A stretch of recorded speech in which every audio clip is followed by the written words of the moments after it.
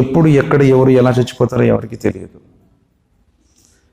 దీని ఘనతను పొందకుండా దీనిలో ఉన్నటువంటి శుభాలను మనిషి తాను తీసుకోకుండా చచ్చిపోతే అతనికంటే దౌర్భాగ్యుడు దురదృష్టవంతుడు మరొకడు లేడు అన్నారు నబీ సల్లల్లాహు అలైహి వసల్లం.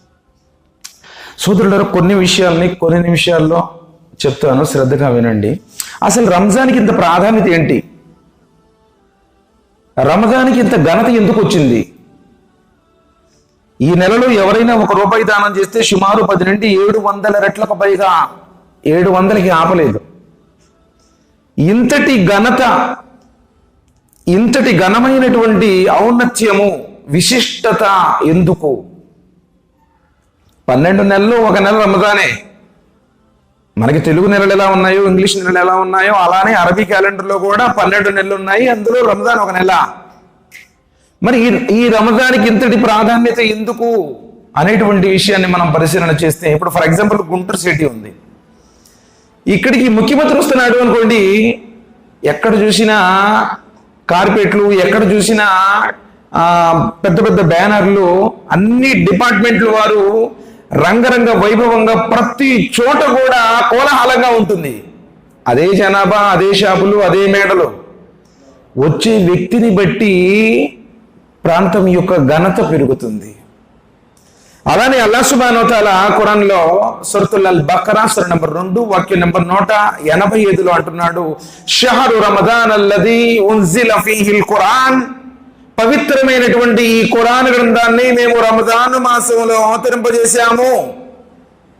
హుదల్ లిన్నాస్, ఇందులో సర్వ మానవాళికి మార్గదర్శకత్వం ఉన్నది.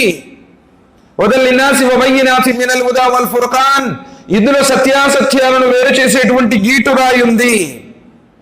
అంటే ప్రపంచ మానవులందరికీ మార్గదర్శకత్వం వహించడానికి సకల గ్రంథాల సారాంశమైనటువంటి అల్లాహ్ దగ్గర ఉన్నటువంటి తన ఉన్నతమైనటువంటి జ్ఞానంతో అల్లాహ్ సుబ్హానహు వ తఆలా ఖురాన్ గ్రంథాన్ని అవతరింపజేశాడు రంజాన్ మాసంలో. సోదరులారా, ఖురాన్ గ్రంథం ఎక్కడ ఉంటే అక్కడ ఘనత. సుబ్హానల్లాహ్. చూడండి, ఏ నెలలో వచ్చిందో ఆ నెల యొక్క ఘనత పెరిగిపోయింది. ఒక నఫిల్ ఆరాధన ఒక ఫరజ్ ఆరాధనతో సమానం అన్నారు నబీ సల్లల్లాహు అలైహి వసల్లం. ఒక నఫిల్ నమాజు నువ్వు చేస్తే ఒక ఫరజ్తో సమానం అన్నారు. ఒక ఫరజ్ని పాటిస్తే ఇక దాని యొక్క ఘనత అల్లాహ్కే తెలుసు. అంటే ఏ నెలలో అవతరించిందో దాని ఘనత పెరిగింది, ఏ వ్యక్తి మీద అవతరించిందో ఆ వ్యక్తి యొక్క ఘనత కూడా పెరిగింది. అల్లాహ్ సుబ్హానహు వ తఆలా ప్రవక్త ముహమ్మద్ సల్లల్లాహు అలైహి వసల్లం వారి హృదయ ఫలకం మీద ఈ గ్రంథాన్ని అవతరింపజేశాడు. అప్పటిదాకా మొహమ్మద్ బిన్ అబ్దుల్లా తండ్రి లేడు, తల్లి లేదు, పెంచే తాత లేడు, అనాథ, ఎవరికి తెలియదు మొహమ్మద్ బిన్ అబ్దుల్లా, ప్రపంచానికి తెలియని ఓ అనామకుడు. కానీ ఎప్పుడైతే 11 హీరాలు అల్లాహ్ సుబ్హానహు వ తఆలా దైవదూతల నాయకుడు జిబ్రాయిల్ అలైహిస్సలాం వారి ద్వారా ఖురాన్ గ్రంథాన్ని ఇఖ్రా బిస్మి రబ్బికల్లదీ ఖలక్, పఠించు, సర్వాన్ని సృష్టించిన నీ ప్రభు అల్లాహ్ పేరుతో, ఆయన మానవుడిని పేరుకుపోయిన నెత్తుడి గడ్డతో సృష్టించాడు అని ఆకాశవాణి అవతరించిందో, మొహమ్మద్ బిన్ అబ్దుల్లా కాస్త ఏమయ్యారు? ముహమ్మదుర్ రసూలుల్లాహ్. ప్రపంచం మొత్తం దిక్కులు పిక్కటిల్లేలా ప్రతిక్షణం మారుమ్రోగేటువంటి ఏకైక నామం ప్రపంచంలో అల్హమ్దులిల్లాహ్ ముహమ్మద్ సల్లల్లాహు అలైహి వసల్లం వారు. ఒక క్షణం కూడా ఆగకుండా ప్రపంచం మొత్తం కూడా మారుమ్రోగేటువంటి నామం ఆ ముహమ్మద్ సల్లల్లాహు అలైహి వసల్లం యొక్క నామము. చివరికి జిన్నాతులు కూడా స్వర్గంలో వెళ్ళాలంటే ఈ ముహమ్మద్ సల్లల్లాహు అలైహి వసల్లం వారి నామం లేకుండా వెళ్ళవు అన్నారు. సుబ్హానల్లాహ్, ఎంతటి ఘనత! చివరికి ఏ ప్రాంతంలో అవతరించిందో ఆ ప్రాంతం యొక్క ఘనత కూడా పెరిగింది. ఎక్కడ అవతరించింది? మక్కాలో. నబీ సల్లల్లాహు అలైహి వసల్లం వారు అన్నారు, ఎవరైనా సరే మక్కాలో ఒక్క నమాజు చదివితే 1,00,000 నమాజులు చదివినంత పుణ్యం అన్నారు. కానీ మన దగ్గర డబ్బుండోళ్ళు కూడా నేను అల్లాహ్ గృహాన్ని చూడాలి, అల్లాహ్ గృహానికి వెళ్ళాలి, హజ్ యాత్ర చేయాలి అనేటువంటి ఆలోచన కలిగి ఉండట్లేదు సోదరులారా. అల్లాహ్ సుబ్హానహు వ తఆలా హిదాయత్ ప్రసాదించుగాక. వారు 19కి ముందు ఎంతో మంది అప్లై చేసుకున్నారు, వెళ్ళాలి, అప్పుడు దాకా ఇలానే బాధ్యతలని, పిల్లల చదువులని, వాళ్ళ పెళ్లిళ్ళని, ఇళ్ళు కట్టుకోవటం అని, వ్యాపారాలని చెప్పేసి వెళ్దాం అని చెప్పేసి వాయిదా వేసుకుంటూ 19లో అప్లై చేశారు. అప్లై చేసిన వాళ్ళకి కొన్ని వచ్చేసాయి, కానీ లాక్డౌన్ పడిపోయింది. 2021లో లాక్డౌన్లో అప్లై చేసుకున్న వాళ్ళు ఎంతో మంది చచ్చిపోయారు, అల్లా గృహానికి వెళ్లకుండానే చచ్చిపోయారు. అసలు ఒక్కటి ఆలోచించండి, ఒక్క నమాజు చదివితే ఎన్ని నమాజులు పుణ్యం అక్కడ? 1,00,000 నమాజులు. అసలు నువ్వు 1,00,000 నమాజులు బతుకున్న సంవత్సరాల్లో చదువుతావు? అసలు 1,00,000 రోజులు నీకు లేవుగా 1,00,000 నమాజులు చదవడానికి. మరి అలాంటిది ఎందుకు మనం దైవ గృహానికి వెళ్ళడానికి, ఉమ్రాకి వెళ్ళాలనో హజ్కి వెళ్ళాలనో సంకల్పం చేసుకోండి, ఇన్షాల్లా అల్లాహ్ సుబ్హానహు వ తఆలా ద్వారాలు తెరుస్తాడు. చచ్చిపోయే జీవితం గురించి ఎప్పుడు ఆలోచిస్తున్నాం సార్, చావే లేనటువంటి ఆ జీవితం గురించి అస్సలు ఆలోచించడం లేదు. చూడండి, ఏ ప్రాంతంలో పెరిగిందో ఆ ప్రాంతం యొక్క ఘనతను కూడా అల్లాహ్ సుబ్హానహు వ తఆలా పెంచాడు. మరి రమదాన్ మాసంలో వచ్చింది, రమదానులో రాత్రిలో వచ్చింది. ఇన్నా అన్జల్నాహు ఫీ లైలతిల్ ఖద్ర్ వమా అద్రాక మా లైలతుల్ ఖద్ర్ లైలతుల్ ఖద్ర్ ఖైరుం మిన్ అల్ఫి షహర్. మేము ఘనమైనటువంటి రాత్రిలో ఈ ఖురాన్ గ్రంథాన్ని అవతరింపజేశాము. అసలు ఆ ఘనమైనటువంటి రాత్రి ఏమిటో నీకేం తెలుసు? ఘనమైనటువంటి రాత్రి లైలతుల్ ఖద్ర్ ఖైరుం మిన్ అల్ఫి షహర్, 1000 నెలల కంటే శ్రేష్టమైనది. 1000 నెలలు అంటే ఎన్ని సంవత్సరాలు చెప్పండి?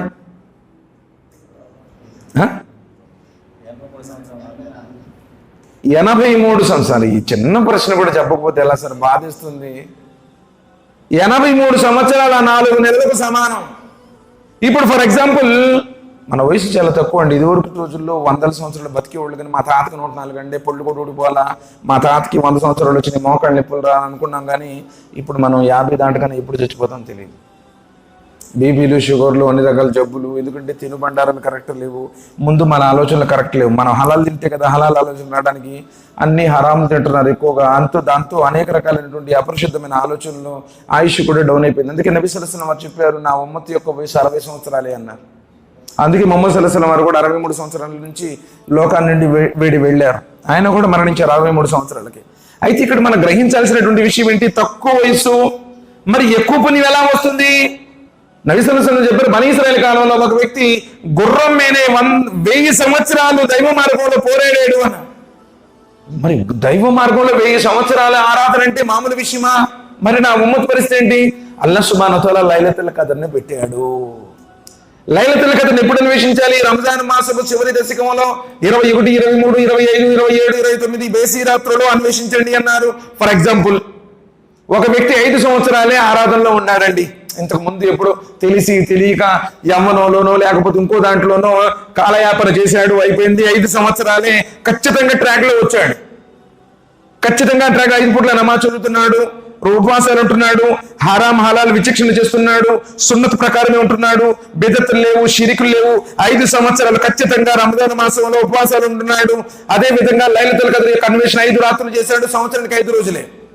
ఈ షబే మేరాజులు, షబే కదర్లు, షబే బరాతులు, దైవధర్ములు ఎక్కడ ప్రవక్త ముహమ్మద్ సల్లల్లాహు అలైహి వసల్లం వారు పుణ్య సంకల్పంతో మేలుకొని ఆరాధన చేయమన్నటువంటి రోజులు 5 రంజాన్ మాసపు చివరి దశకంలో బేసీ రాత్రులు. సరే 5 రోజులు ఉన్నాడు, ఇట్లా 5 సంవత్సరాలు ఉన్నాడు.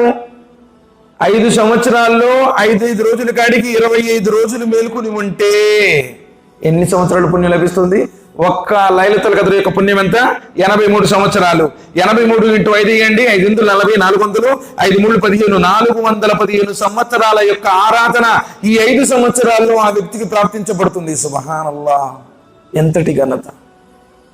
నేను కేవలంగా ఆ లైలతుల్ ఖద్ర్ అప్పుడే వస్తానండి ఉంటాను అంటే ఆ పుణ్యం వాడికి ప్రాప్తించదు. వాడు ఊరికి జాగరణ చేస్తాడు అంతే. ఇప్పుడు షాపులో వెళ్ళామనుకోండి, బై 1 గెట్ 1 అని ఉంటుంది, బై 2 గెట్ 1 ఉంటుంది. అంటే 2 కొనండి 1 ఉచితం, 3 కొనండి 2 ఉచితం అని ఉంటుంది. ఒకటి వెళ్ళి శుభ్రంగా బ్యాగ్ తీసుకుని ఉచితాలు మొత్తం కూడా బ్యాగులు వేసుకుంటున్నాడు, ఉచితాలు ఒకటికి ఇచ్చేస్తాడా? అది కొంటే ఇది ఎవడైతే షిరిక్ లేకుండా, బిదాత్ లేకుండా 5 పూట్ల నమాజ్ చదువుతాడో, ఉపవాసాలు ఉంటాడో, ప్రవక్త గారి విధానం ప్రకారం ఆచరిస్తాడో వారికి ఈ ఆఫర్లో ఏదో నేను రంజాన్లోనే వస్తాను, మళ్ళీ రంజాన్ అయిపోయిన తర్వాత మళ్ళీ రంజాన్ దాకా మసీదులో కనపడను అన్నాడు అనుకోండి, అతనికి ఆఫర్ వర్తించదు. లేదు, ఇప్పుడు రంజాన్లోనే వచ్చాడు, ఇక నుంచి ట్రాక్ లోనే ఉంటాను అని చెప్పి నిర్ణయం తీసుకున్నాడు, అతనికి కూడా ప్రాప్తిస్తుంది. సోదరులారా చూడండి, మరి ఏ ఘనత ఏ రాత్రిలో వచ్చిందో ఆ రాత్రి యొక్క ఘనత కూడా పెరిగింది. మరి అలాంటి ఖురాన్ గ్రంథాన్ని ఇప్పుడు ఎంతమంది చదవడం మొదలుపెట్టారు? చేతులెత్తండి. ఇప్పుడు దాకా ఎన్ని చదివారు? 1, 2, మరి ఏం చెప్తావు అల్లా దగ్గర, ఏం చెప్తావు సార్? అసలు నువ్వు ఎందుకు ఉపవాసం ఉంటున్నావు? ఎందుకు నువ్వు నమాజ్ ఇంత కఠినమైనటువంటి దీక్ష మనం ఎందుకు చేస్తున్నావు? ఖురాన్ గ్రంథం పారాయణం చెయ్యకపోతే అతని యొక్క ఉపవాసం నిరర్ధకమైనటువంటిది. చదువు రాని వాళ్ళు కూడా ఏదో ఒక విధంగా ఆడియోలు పెట్టుకొనో ఏదో ఒక రకంగా ఖురాన్ గ్రంథం వినేటువంటి ప్రయత్నమే చేయాలి. కానీ నువ్వు యాజ్ ఇట్ ఈజ్గా 365 రోజుల్లో వచ్చినట్టు వస్తే రంజాన్ యొక్క షహరుల్ ఖురాన్ అన్నారు. ఈ నెలను ఖురాను నెల అన్నారు. మరి ఈ నెలలో కూడా నువ్వు ఖురాన్ చదవకపోతే ప్రయోజనం ఏంటి? ఆయన ఎందుకు చదువుతున్నాడు అరబీలో, ఆయన ఏం చదువుతున్నాడో మనకు తెలియదు. చదువుకుంటున్నాడు, వస్తున్నాడు. మనం కూడా ఏదో కాలయాపనలాగా కులాచారంగా వస్తూ ఉండాము, చెల్లుబాటు కాదు. నబీ సల్లల్లాహు అలైహి వసల్లం వారు అన్నారు, మన్ కాన రమజాన ఈమానన్ వఇహ్తిసాబన్ గుఫిర లహు మా తకద్దమ మిన్ ذنబి. ఎవడైతే నిశ్చయమైనటువంటి విశ్వాసంతో, సంపూర్ణమైనటువంటి విశ్వాసం ఉండాలి, అల్లా తప్ప మరో ఆరాధనకు అర్హుడు లేడు, అల్లాయే నా స్వామి, అల్లాయే నా యజమాని, అల్లాయే నా సంరక్షకుడు అన్న విశ్వాసం ఉండి పుణ్య సంకల్పంతో, కేవలంగా పుణ్య సంకల్పంతో ఎవడైతే ఖియాం చేస్తాడో, ఖురాన్ వింటాడో, ఖురాన్ చదువుతాడో, తరావీ నమాజ్ చేస్తాడో గతించినటువంటి అతని యొక్క పాపములన్నీ క్షమించబడతాయి అని నబీ సల్లల్లాహు అలైహి వసల్లం చెప్పారు. ఏదో అలవాటు చొప్పున వాళ్ళందరూ వెళ్తున్నారండి అని చెప్పేసి అందరితో పాటు నువ్వు వస్తే ప్రయోజనం లేదు. అందరూ దొరుకుతారు కానీ అల్లాహ్ యొక్క అనుగ్రహం నీకు లభించదు. సోదరులారా చూడండి, అదేవిధంగా ఉపవాసం గురించి కూడా, మన్ సామ రమజాన ఈమానన్ వఇహ్తిసాబన్ గుఫిర లహు మా తకద్దమ మిన్ ذنబి. ఎవడైతే సంపూర్ణమైనటువంటి విశ్వాసంతో మరియు పుణ్య సంకల్పంతో ఉపవాసాన్ని పాటిస్తాడో అతడికి గతించినటువంటి పాపములన్నీ క్షమించబడతాయి అన్నారు. కానీ ఈరోజు మనం చాలా మంది నీరు చేస్తున్నారు, అందరూ కూడా సంకల్పం చేస్తున్నారా? ఈరోజు ఉదయం సంకల్పం చేసిన వాళ్ళు ఎవరు చేయెత్తండి. ఉపవాసం యొక్క సంకల్పం హజరత్ హఫ్సా రలియల్లాహు తఆలా అంటున్నారు, ఎవరైతే సూర్యోదయానికి ముందే సంకల్పం చేయలేదు అతడి ఉపవాసం నెరవేరదు. అలవాటు ప్రకారం ఉంటున్నాను నువ్వు అంతే. అదేనండి, రాత్రి లేచాను కదా, నేను ఉపవాసం ఉండటానికి ఏదో తిన్నాను. ఉపవాసం ఉంటావంటే ఏంటి? అన్ని విడిచిపెడుతున్నాను. మరి పొద్దున్న లేచి సహరి చేసావు కదా, ఆ సంకల్పం నిద్ర లేకపోవడానికి, ఉపవాసం ఉండటానికి, ఉపవాసం కంటిన్యూ చేయడానికి సహరి అయిపోయిన తర్వాత సూర్యోదయానికి ముందే ఎవరైతే ఖచ్చితంగా అల్లా నీ ప్రసన్నత కోసమే నేను ఉపవాసం ఉంటున్నాను, మన నోటితో చెప్పిన బిడ్డతో అవుతుంది. మళ్ళీ నోటితో చెప్పడం కూడా లేదు, మనస్సులోనే 30 రోజులుంటే 30 సంకల్పాలు సహరి అయిపోయిన తర్వాత సూర్యోదయానికి ముందు నువ్వు చెయ్యకపోతే ఉపవాసం. ఇప్పుడు ఫిత్రా దానం ఎప్పుడు చెల్లించాలి? ఆఖరి యొక్క ఇఫ్తార్ అయిపోయిన తర్వాత ఆ యొక్క ఫిత్రా యొక్క సమయం ప్రారంభమవుతుంది అన్నారు. నబీ అబ్దుల్లా రదియల్లాహు తఆలా అంటున్నారు, అబ్దుల్లా బిన్ ఉమర్ రదియల్లాహు తఆలా, మేము 1-2 రోజులు ముందుగానే ఇచ్చేవాళ్ళము. సాక్షాత్తు ప్రవక్త ముహమ్మద్ సల్లల్లాహు అలైహి వసల్లం చెప్పారు, ఎవరైతే ఈద్గాకు వెళ్ళక ముందే ఫిత్రా ఇవ్వలేదో, ఈద్గా వెళ్ళొచ్చిన తర్వాత ఫిత్రా ఇచ్చాడో అది ఫిత్రా కాదు, సాధారణమైన దానం అన్నారు. నువ్వు సంకల్పం చేసుకోకపోతే నీది ఫరజ్ ఉపవాసం కాదు, ఉపవాసం నెరవేరదు. ఎందుకు? అలవాటు చొప్పున ఉన్నాం. ఇస్లాంలో అలవాట్లకు తావులేదు. ఉపవాసాన్ని అల్లా ప్రసన్నత కోసం, ఎందుకంటే లోకం మొత్తం ఏకమైనా సరే ఉండేవాడిని కాదు, అల్లా నీ ప్రసన్నత కోసం. ఎందుకంటే మిగతా ఆరాధనలు మొత్తం ఒక వ్యక్తి ఉపవాసం నాది నేను ఇస్తాను అన్నాడు అల్లా సుబ్హానహు వ తఆలా. దైవదూతలు కూడా ఇందులో అకల్ దకలేం లేదు. సాక్షాత్తు నేను నా దాసుడికి ప్రళీదిన రోజున నా చేతుల మీదుగా అతడికి పుణ్యఫలాన్ని ఇస్తాను అంటున్నాడు. ఎంతటి ఘనత కలిగినటువంటిది. ఫమన్ షహిద మిన్కుమ్ అష్-షుహరా ఫల్యసుమ్. ఇక మీదట ఎవడైతే ఈ నెలను పొందాడో, రంజాన్ మాసంలో బ్రతికున్నాడో అతడు ఉపవాసం పాటించాల్సిందే. ఉపవాసం డాలు వంటిది అన్నారు. యుద్ధ రంగంలో దిగినటువంటి సైనికుడు ఒక చేతితో యుద్ధం చేస్తూ రెండో చేతిలో డాలు పట్టుకుంటాడు. శత్రువు యొక్క వేటను తన మీద పడలేకుండా ఆపుకుంటాడు. డాలు కూడా అలానే నిన్ను కాపాడుతుంది అన్నారు నబీ సల్లల్లాహు అలైహి వసల్లం. ఫమన్ కాన మిన్కుమ్ మరీదన్ అవ్ అలా సఫరిన్ ఫఇద్దతు మిన్ అయ్యామిన్ ఉఖరా. అయితే మినహాయింపు పేరు కంటే ప్రయాణంలో ఉన్న వాళ్ళకి నమాజులు చదవడానికి కూడా ఇబ్బంది ఉంది, సహరి చేయడానికి అనుకూలత లేదు, ఇఫ్తారీ కూడా అనుకూలత లేదు. ఇలా ప్రయాణంలో ఉన్న వారికి అవు మరీదన్, మరియు రోగిష్టి వాడికి డాక్టర్ చెప్పాడు, అబ్బాయి నువ్వు ఉపవాసం ఉంటే చచ్చిపోతావు, లేదు ఈ టాబ్లెట్ ఖచ్చితంగా ఈ టయానికి వేసుకోకపోతే నీ రోగం పెరిగిపోతే ఇబ్బంది పడతావు. అలా రోగం మరీ ముదిరిపోతుందన్న భయంతో ఉన్నవాళ్ళు తప్ప నేను ఆకలికి తట్టుకోలేనండి అంటాడు ఒక్కొక్క ఆయన. నేను టాపీ మేస్తుందండి, ఎండలో పనిచేస్తాను, వాటర్లో వంట మేస్తాన్ని, స్కూల్లో నేను పిల్లలకి పాఠాలు చెప్పేవాడిని, గొంతు ఎండిపోద్ది, నేను రిక్షా లాగుతా. అది సోదరులారా, రిక్షా లాగే వాళ్ళు ఎంతో మంది ఉపవాసాలు ఉంటున్నారయ్యా బాబు. యురీదుల్లాహు బికుముల్ యుస్ర వలా యురీదు బికుముల్ ఉస్ర. అల్లాహ్ సుబ్హానహు వ తఆలా మిమ్మల్ని కష్టపెట్టాలనే తలంపు ఆయనకు లేదు. మీకు సౌలభ్యాలను ప్రసాదించాలనుకుంటున్నాడు, నీకు స్వర్గ ద్వారాన్ని తెరవాలనుకుంటున్నాడు, నీకు ఉపవాసం ద్వారా షిఫార చేయించాలనుకుంటున్నాడు. ఎందుకు ఉపవాసం ద్వారా నువ్వు మంచోడు అవుతావు? లఅల్లకుం తత్తకున్ యా అయ్యుహల్లదీన ఆమను కుతిబ అలైకుముస్ సియామ్ కమా కుతిబ అలల్ లదీన మిన్ కబ్లికుం లఅల్లకుం తత్తకున్. అల్లాహ్ను నమ్మినటువంటి విశ్వాసులారా, మీ గుండెల్లో నిజంగా అల్లాహ్ యొక్క భయం ఉంటే, అల్లాహ్ మీద మీకు విశ్వాసం ఉంటే ఉపవాసం మీకు విధిగా చేయబడింది. మీకే కాదు, పూర్వం గతించినటువంటి విశ్వాసులందరి మీద ఉపవాసం విధి చేయబడింది. ఎందుకు? లఅల్లకుం తత్తకున్, భయం భక్తి మీలో జనిస్తాయి అన్నాడు. నువ్వు మంచోడు అవుతావు అంటున్నాడు. ఇప్పుడు ఇంట్లో కూర్చున్నాము, మంచి ఎండాకాలము, భయంకరమైనటువంటి ఎండలు, ఇంట్లో తలుపులు కిటికీలు మూసేసుకున్నాము, ఏసీ ఆన్లో ఉంది, ఫ్రిడ్జ్లో చల్లని నీళ్లు ఉన్నాయి, టేబుల్ మీద పండ్లు పలహారాలు ఉన్నాయి, చూసేవాళ్ళు లేడు, అడిగేవాళ్ళు లేడు. 1 లీటర్ నీళ్లు తాగి 4 కాయలు తినేసి శుభ్రంగా బయటకు వచ్చావు అనుకోండి, ఎవరికైనా తెలిసిద్దా? చేస్తావా? ఎవరు చూడలేదు కదా, అడిగేవాడు కూడా ఎవడు లేడు కదండి, ఎందుకు చేయవు? అల్లాహ్ చూస్తున్నాడు. ఇది లఅల్లకుం తత్తకూన్, మీలో భయం భక్తి జనిస్తాయి. ఈ 30 రోజులు ముగిసిన తర్వాత మిగతా 11 నెలల్లో నువ్వు తప్పు చేసే ప్రతిసారి చూసేవాడు లేకపోయినా, అడిగేవాడు లేకపోయినా నన్ను అల్లాహ్ చూస్తున్నాడన్న భీతిని కలగ చేయడానికి ఇది ట్రైనింగ్ పీరియడ్. అందుకోసం పెట్టింది. ఒక్కొక్క ఆయన ఉపవాసం అయిపోగానే గప్ప ఇటొకటి పెట్టి లాగుతుంటాడు. ఏంటంటే పొద్దురు పట్టి తాగలేదబ్బాయి అంటాడు. అలాంటప్పుడు వాడి ఉపవాసం వ్యర్థం. ఉపవాసం ఉన్నప్పుడేమో మానుకున్నావు, ఉపవాసం అయిపోగానే మొదలు పెట్టావు, వాడి ఉపవాసం వల్ల ప్రయోజనం లేదు. ఎందుకంటే నబీ సల్లల్లాహు అలైహి వసల్లం చెప్పారు, ఎవరైతే ఉపవాసం ఉండి అబద్ధాలు ఆడాడో, ఎవరైతే ఉపవాసాలు ఉండి వ్యర్థమైనటువంటి పనులకు పాల్పడ్డాడో, ఎవరైతే ఉపవాసాలుండి అశ్లీలమైన వాటిని చూశాడో, కయ్యానికి కాలు దువ్వాడో, అతడి ఉపవాసం నెరవేరదు. మరి ఎంతవటికి మనం కరెక్ట్గా ఉంటున్నాం? ఎంతవటికి మనలో ఆ మార్పు వచ్చింది? ఎంతవటికి ఖచ్చితంగా మనం 5 పూట్ల నమాజును ఆచరిస్తున్నాం? సోదరులు, చాలా మంది ఉపవాసం ఉండి నమాజు ఎప్పట్టేస్తుంటారు. వారి ఉపవాసం వల్ల ప్రయోజనం లేదు. కష్టపడ్డ ఫలితం దక్కని రైతులు లాంటి వాళ్ళు. ఉపవాసం చూడు, నిన్ను ఒక డిసిప్లిన్ పెడుతుంది. ఖచ్చితంగా అజా ఇచ్చాడు, ఆపేస్తాడు భయం. 5 గంటల 46 నిమిషాలకి తినొచ్చు అన్నాడు అనుకోండి, ఫర్ ఎగ్జాంపుల్, ఖచ్చితంగా టైం చూస్తాడు అంతే, ఆపేస్తాడు అంతే. ఆ ఉన్నది తినమన్నారు, పూర్తి చేయమన్నారు నబీ సల్లల్లాహు అలైహి వసల్లం. లేదులేండి నేను 6 గంటల దాకా తింటానని ఎవడైనా ఉంటాడా? డిసిప్లిన్, ఒక సిస్టమ్. ఖచ్చితంగా 6 గంటల 23 నిమిషాలు కండి ఇఫ్తారు, 6:23 అన్ని తెచ్చుకుంటాడు శుభ్రంగా. అల్హమ్దులిల్లాహ్, ఖర్జూరం ఉంటుంది, నీళ్లుంటాయి, దాంతో పాటు వేరే పండ్లు పలహారాలు కూడా తెచ్చుకుంటాడు, అక్కడ పెడతాడు. 6 గంటల 22 నిమిషాల 55 సెకండ్లు అయింది, తింటాడా? అసలు వాడి వస్తువు వాడు తింటే అడిగేవాడు ఎవడండి? ఎవడో చూస్తాడు, బాబు టైం అయిందా? ఎలా నీవు టైం టు టైం ఉన్నావో నీ లైఫ్ లో కూడా ఆ టైం టు టైం ఏదైతే సమయ పాలన ఉందో దాన్ని అలవాటు చేస్తుంది. దాని ప్రకారం నిన్ను కట్టుబడి ఉండేలా రంజాన్, ఈ ఉపవాసం నిన్ను తీర్చిదిద్దుతుంది. అది అసలైనటువంటి ఉపవాసం యొక్క పరమార్థం.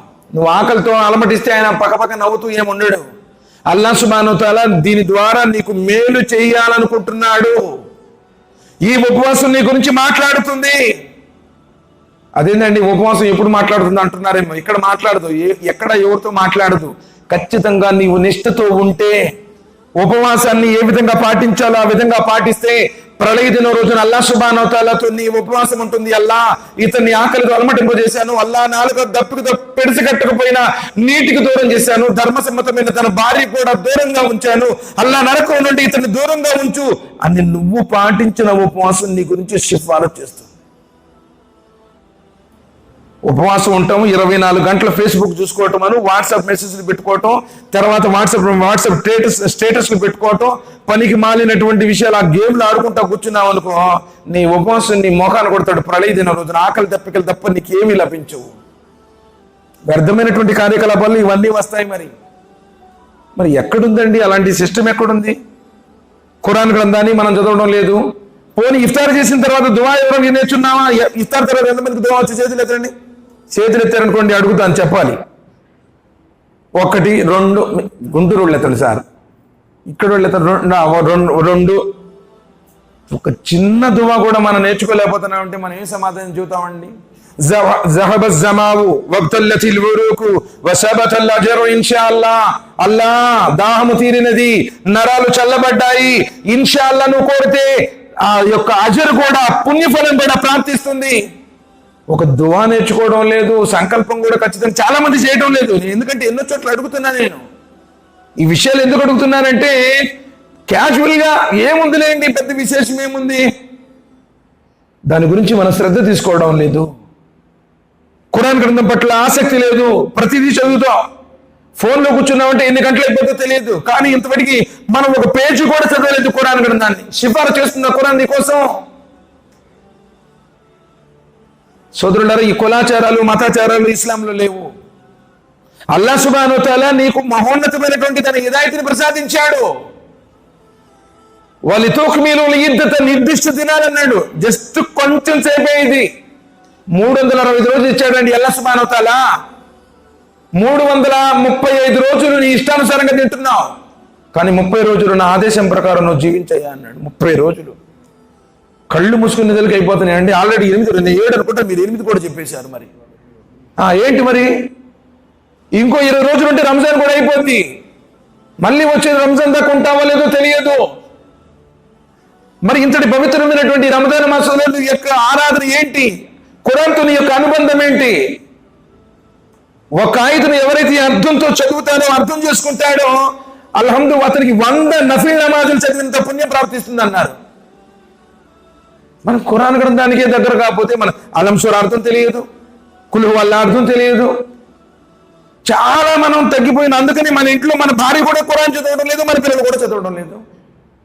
ఏదో ఒక మన రంజాన్ కాబట్టి, మస్జిద్ కాబట్టి ఒక పేషమాన్ తెచ్చుకుంటాము, ఆయనకి ఏదో 20 ఏళ్ళు 10 ఏళ్ళు ఇస్తాము, వాడి బాధ వాడు పడతాడు, మనకి ఎందుకు లేని చెప్పేసి ఆయన చదువుతున్నాడని చెప్పేసి మనం విడిచిపెడుతున్నాం. తక్కువ జీవితం. అల్లా దగ్గర మనం సాఫల్యం పొందాలి అంటే ఉన్నది ఉన్నట్టుగా, మీ ఏదనుకున్న ఉన్నది ఉన్నట్టుగా చెప్పడం మన ధర్మం. ఎవడైతే గ్రహించాడో, ఆచరించాడో వాడు సదాచార సంపన్నుడు, అదృష్టవంతుడు. లేదు విడిచిపెట్టేసి ఉంటే మనమే నష్టపోతాము. ఉపవాసంలో ఉన్నటువంటి నియమాలను ఖచ్చితంగా పాటించేటువంటి సౌభాగ్యాన్ని అల్లా మా అందరికీ ప్రసాదించు. అల్లా ఈ ఉపవాసము ద్వారా మా అందరికీ బాబు రియాన్ ద్వారా స్వర్గంలో ప్రవేశించేటువంటి అదృష్టాన్ని ప్రసాదించు. అల్లా మేము పాటిస్తున్నటువంటి ఈ ఉపవాసం మా గురించి సిఫారసు చేసేటువంటి సౌభాగ్యాన్ని ప్రసాదించు. అల్లా మా అందరికీ నీ చేతుల మీదుగా ఈ ఉపవాస పుణ్యఫలాన్ని పొందుకునేటువంటి సౌభాగ్యాన్ని ప్రసాదించు. అల్లా మమ్మల్ని అందరినీ షిరికి బిదాత్ నుంచి కాపాడు. అల్లా మా దాన ధర్మాలను స్వీకరించు, మా తరావీలను స్వీకరించు. అల్లా మా ఉపవాసాలను స్వీకరించు. అల్లా మమ్మల్ని అందరినీ భయంకరమైనటువంటి అగ్నిగుండం అయిన నరకం నుండి కాపాడు. అల్లా మేమందరం కూడా నీ సుఖ సౌఖ్యాల నిలయమైనటువంటి ఆ స్వర్గంలో ప్రవేశించి మా భార్య బిడ్డలతో పాటు నిన్ను సందర్శించుకునే సౌభాగ్యాన్ని ప్రసాదించు. ఆమీన్ ఆమీన్. సుబ్హాన రబ్బిక రబ్బిల్ ఇజ్జతి అమ్మా యసిఫూన్. అస్సలాము అలల్ ముర్సలీన్ వల్హమ్దులిల్లాహి రబ్బిల్ ఆలమీన్. ఆమీన్. అస్సలాము అలైకుం.